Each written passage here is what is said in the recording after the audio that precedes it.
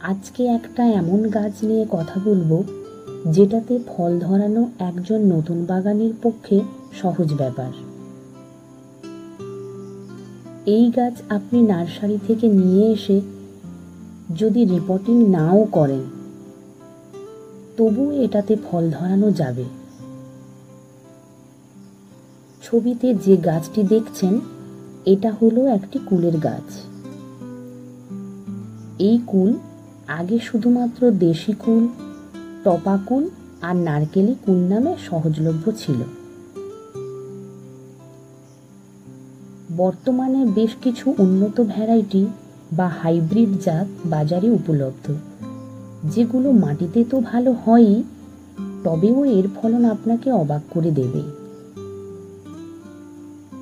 এগুলোর মধ্যে অন্যতম হল মিস ইন্ডিয়া, নুরানি, বাউ, বলসুন্দরী বা আপেল কুল।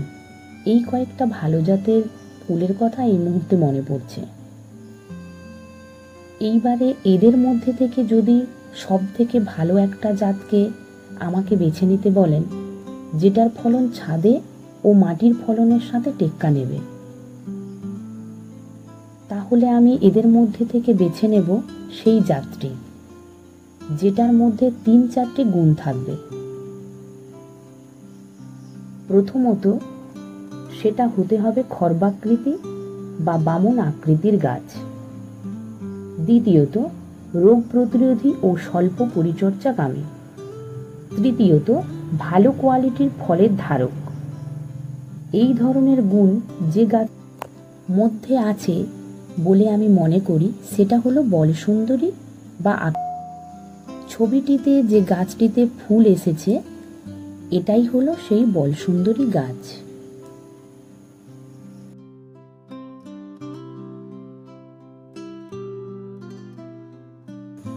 ছবিটিতে যে ফুল সমেত গাছ দেখিয়েছিলাম, এখন সেই গাছটির ফল সমেত ভিডিওটা আপনারা দেখছেন। গাছগুলির বয়স তখন 1 বছর ছিল। গাছগুলিতে কি পরিমাণ ফল ধরেছে তা আপনারা নিশ্চয়ই দেখতে পাচ্ছেন। আজকে এই ভিডিওটার যে টপিকগুলি নিয়ে আলোচনা হবে তার মূল টপিকগুলি হলো নতুন চারা গাছ বসানোর জন্য মাটি তৈরি, পুরনো গাছের কাটিং ও রিপোর্ট, রোগ বালাই এবং পোকামাকড়। সব শেষে থাকছে ছাদের বাগানে কন্টেনারে বসানো গাছের মধ্যে সর্বাধিক ফলন নেওয়ার টিপস। আসুন এক একটা টপিক নিয়ে আলোচনা করা যাক। নমস্কার বন্ধুরা, আমার ইউটিউব চ্যানেলে আপনাদের সবাইকে স্বাগত। আশা করি আপনারা সবাই ভালো আছেন, সুস্থ আছেন। নার্সারি থেকে যখন ছোট কুল গাছ আমরা নিয়ে আসব, তার সময় সব সময় হওয়া উচিত মে মাসের মাঝামাঝি থেকে জুন মাসের মাঝামাঝি। এই সময়টা নতুন কুলের চারা গাছ বসানোর আদর্শ সময়। যখন আমরা কুল গাছটা বসাবো তখন আমরা একেবারে ছোট টবে বসাবো না, কারণ এরা খুব দ্রুত বেড়ে ওঠে এবং একবার রুট বাউন্ড হওয়া শুরু হলে ফলনের খুবই ক্ষতি হয়। তাই আমরা যখন টব নির্বাচন করব তখন এই কথাটি মাথায় রাখতে হবে যে কুল গাছ বসানোর জন্য আদর্শ টব হচ্ছে 12 থেকে 18 ইঞ্চি। এখন দেখে নেওয়া যাক কুল গাছের আদর্শ মাটি তৈরি। মাটি তৈরি করতে আমরা নেব সিউইড গ্র্যানুয়েল 2 চা চামচ,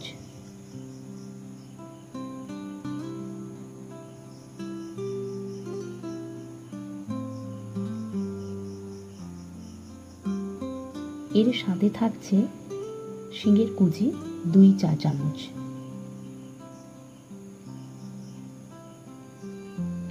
আর থাকছে নিম খোল 1 চা চামচ।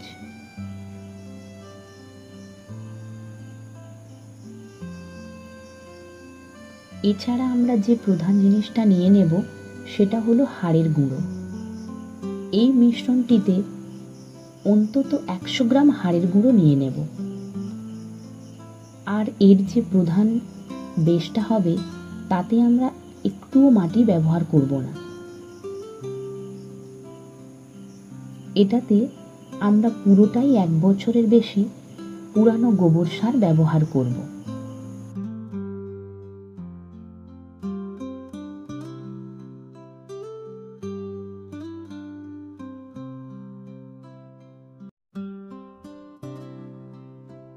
আমরা সমস্ত উপাদানগুলিকে ভালোভাবে মিশিয়ে নেব। এই মিশ্রণে মিডিয়া আলগা রাখার জন্য ধানের তুষ ব্যবহার করেছি।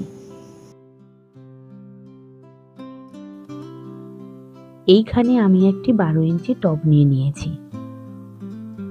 আপনাদেরকে আগেই বলেছিলাম কুল গাছ ছোট টবে বসালে রুট বাউন্ড হয়ে ফলন কমিয়ে দেয়।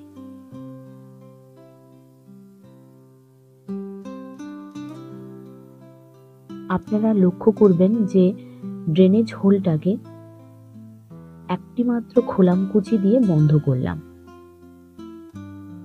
কোনো রকম নুড়ি বা পাথর ব্যবহার করলাম না এবং সরাসরি পটিং মিডিয়া দিয়ে 4 থেকে 5 ইঞ্চি ভরে ফেললাম।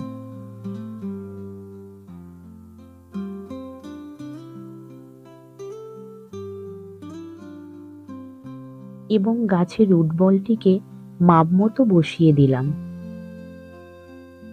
পুরনো কিছু রুট কেটে বাদ দিয়ে দিলাম।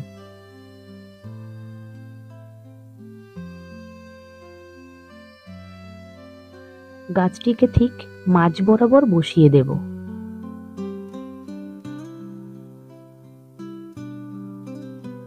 এবং ধীরে ধীরে মিডিয়া দিয়ে ভরে ফেলবো টবটিকে।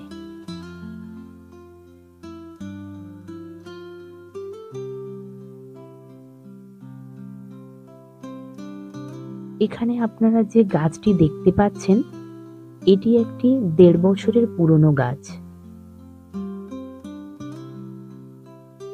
এটির ভিডিওই আপনারা আগে দেখেছেন।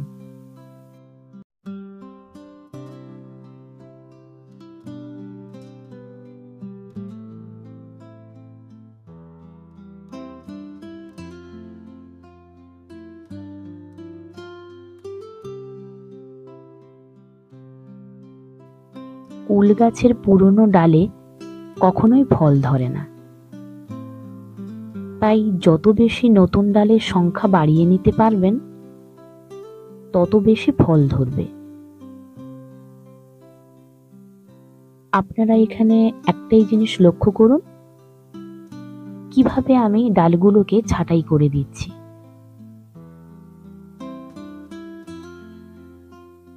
এই ডাল ছাঁটাইয়ের পরে সিউডোমোনাস ফ্লোরোসিস স্প্রে করে দেব।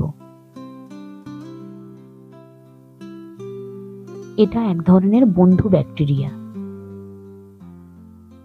এটি গাছের কাটা অংশ থেকে সংক্রমণ হওয়ার হাত থেকে গাছকে রক্ষা করবে।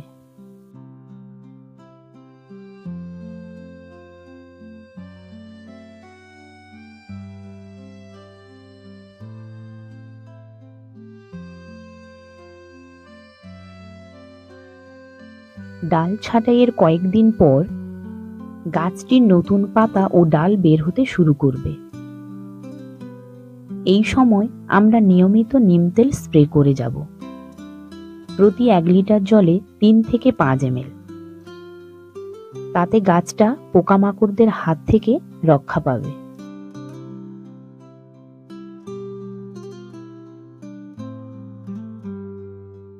এইবার চলে আসি কিছু গুরুত্বপূর্ণ টিপস নিয়ে। যেমন কুল গাছের গ্রাফটিং এর নিচের থেকে যে ডালগুলি বের হবে সেগুলো আমাদের নিয়মিত লক্ষ্য রেখে যত তাড়াতাড়ি সম্ভব কেটে ফেলতে হবে, না হলে ওই ডালটি অতি দ্রুত বেড়ে উঠবে এবং মূল গাছটিকে মেরে ফেলবে, কারণ এটা এলা ডাল।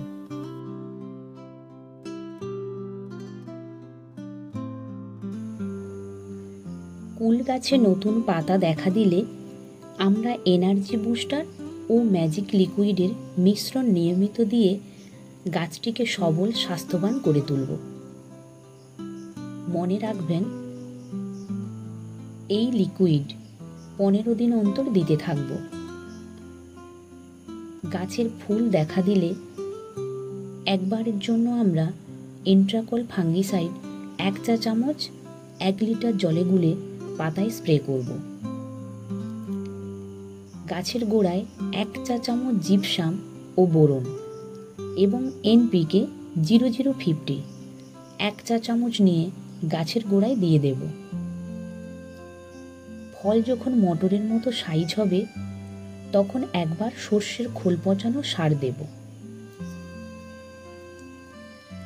এই সময় কিন্তু অবশ্যইভাবে গাছের দিকে নজর রাখব, কারণ সর্ষের খোল দেওয়ার পরই গাছ নতুন গ্রোথ নিতে শুরু করবে এবং গাছে নতুন নতুন পত্রমুকুল ও কাক্ষিক মুকুল দেখা দেবে। এই গ্রোথ আমরা কোনোভাবেই হতে দেব না। নিয়মিতভাবে নতুন শাখা প্রশাখাকে কেটে ফেলব।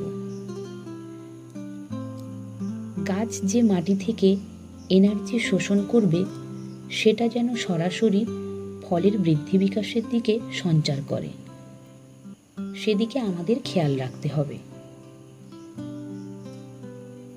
খোল দিলে তবেই কিন্তু টবে ফুলের কোয়ালিটি ভালো হয়। এই ভিডিওর শেষে একটাই কথা বলবো যে আসুন আমরা সবাই মিলে বাড়ি বা বাড়ির আশেপাশে ছোট বাচ্চাগুলিকে গাছ সম্পর্কে আগ্রহী করে তুলি, যাতে তারা ভবিষ্যতে সবুজ রক্ষার ভার হাসি মুখে কাঁধে তুলে নিতে পারে। আজকের ভিডিওটি এই পর্যন্ত। ভালো থাকুন, সুস্থ থাকুন। এতক্ষণ ধরে আমার ভিডিওটি দেখার জন্য আপনাদের অসংখ্য ধন্যবাদ।